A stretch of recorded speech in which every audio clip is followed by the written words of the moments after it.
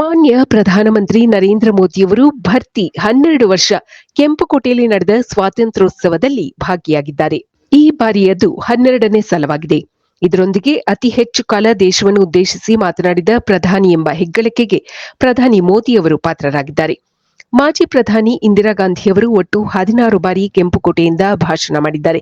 ಸತತವಾಗಿ 11 ಸಲ ಆಗಸ್ಟ್ 15ರ ಧ್ವಜಾರೋಹಣದಲ್ಲಿ ಭಾಗವಹಿಸಿದ್ದಾರೆ. ಈ ವಿಷಯದಲ್ಲಿ ಮಾಜಿ ಪ್ರಧಾನಿ ಇಂದಿರಾ ಗಾಂಧಿಯವರ ದಾಖಲೆಯನ್ನು ಮುರಿದಿದ್ದಾರೆ ನರೇಂದ್ರ ಮೋದಿ. ನಿನ್ನೆ ರಾಷ್ಟ್ರವನ್ನು ಉದ್ದೇಶಿಸಿ ಪ್ರಧಾನಿ ಮೋದಿಯವರು 1 ಗಂಟೆ 43 ನಿಮಿಷಗಳ ಕಾಲ ಮಾತನಾಡಿದ್ದಾರೆ. ಆ ಮೂಲಕ ದೀರ್ಘ ಅವಧಿ ಭಾಷಣ ಮಾಡಿದ ಪ್ರಧಾನಿ ಎನಿಸಿಕೊಂಡಿದ್ದಾರೆ. ಕಳೆದ ಬಾರಿ ಮೋದಿಯವರು 103 ನಿಮಿಷ ಮಾತನಾಡಿದರು. ಮಾಜಿ ಪ್ರಧಾನಿಗಳಾದ ಅಟಲ್ ಬಿಹಾರಿ ವಾಜಪೇಯಿ ಹಾಗೂ ಮನಮೋಹನ್ ಸಿಂಗ್ ಸ್ವಾತಂತ್ರ್ಯ ದಿನಾಚರಣೆಯಂದು ಅತ್ಯಂತ ಕಡಿಮೆ ಅವಧಿಯಲ್ಲಿ ಭಾಷಣ ಮಾಡಿದ್ದಾರೆ. ಇದು ಈ ದಿನದ ಸುದ್ದಿ. ನಿರಂತರ ಸುದ್ದಿಗಳಿಗಾಗಿ ವೀಕ್ಷಿಸುತ್ತಿರಿ ಜೀನಿ ನ್ಯೂಸ್. ನಮಸ್ಕಾರ.